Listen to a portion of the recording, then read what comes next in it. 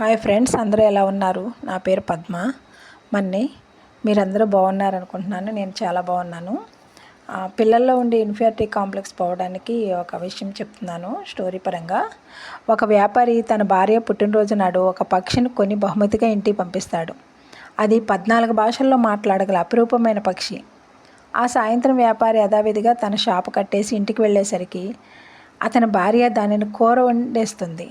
వ్యాపారి అప్రతిభుడై, అయ్యో, అది 14 భాషల్లో మాట్లాడగలిగే పక్షి, దాన్ని కూర వండావా? ఎంతో ఖరీదు పెట్టి కొన్నానే అన్నాడు.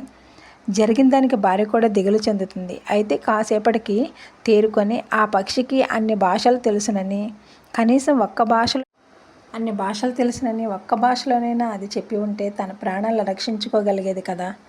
ప్రతి విద్యార్థి తెలుసుకోవాల్సిన సత్యం ఇది. కేవలం విషయ సబ్జెక్టు తెలిస్తే ఏం లాభం? పరీక్షల్లో రాయగలిగే శక్తి లేదా సామర్థ్యం, లేదా ఇంటర్వ్యూలో చెప్పగలిగే సామర్థ్యం లేకపోతే ఆ పిల్లల చదువు ఉన్నది అన్నది కూడా బయటకు తెలియదు. ఇలాగే స్టూడెంట్స్ కూడా ప్రతి విషయంలో కూడా డెమో ఇవ్వగలిగే శక్తి ఉండాలి. ముందు ఇన్ఫీరియారిటీ కాంప్లెక్స్ పోయి ఉండాలి. అన్నిటికన్నా మొదటిది ముఖ్యమైనది మీ గురించి అందరూ ఆలోచిస్తూ ఉంటారనుకోవడం, మాట్లాడుకుంటూ ఉంటారనుకోవడాన్ని మానివేయాలి. మీకన్నా అవసరమైన పనులు వారికి చాలా ఉంటాయి. ప్రతి మనిషి తన సమయంలో 100 మంది గురించి మాట్లాడుకొని 10% మాత్రమే ఆలోచిస్తాడు. ఈ 100 మంది ఇతరులలో మీరు కూడా ఒకరు. అంతే. మిమ్మల్ని నిరంతరము గమనించే అంత తీరిక ఎవరికీ ఉండదు.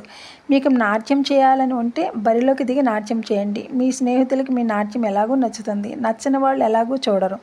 అంతే కదా. ఈ సూత్రము మీ కాంప్లెక్స్లకు వర్తిస్తుంది. అవకాశం దొరికినప్పుడల్లా మిమ్మల్ని మీరు అభినందించుకుంటూ ఉండండి. మిమ్మల్ని మీరే ప్రేమించుకోకపోతే మిమ్మల్ని ఎవరు ప్రేమిస్తారు? ప్రకృతిని ప్రేమించండి, సంగీతాన్ని వినండి, పుస్తకాలు చదవండి. ఇన్ఫీరియారిటీ కాంప్లెక్స్ ఉన్న వ్యక్తులు ఏదైనా ఒక అభిరుచి పెంపొందించుకోవడం ద్వారా తన లోపాలను మర్చిపోవచ్చు. చిత్రలేఖనం నుంచి మ్యూజిక్ వరకు ఏ అభిరుచి అయినా సరే. మరోలా చెప్పాలంటే ఇన్ఫీరియారిటీ కాంప్లెక్స్ ఉన్న వ్యక్తులు గుర్తింపు కోసం తహతహలాడుతూ ఉంటారు. కాబట్టి తమ రంగంలో చాలా కష్టపడతారు, తొందరగా పైకి వస్తారు.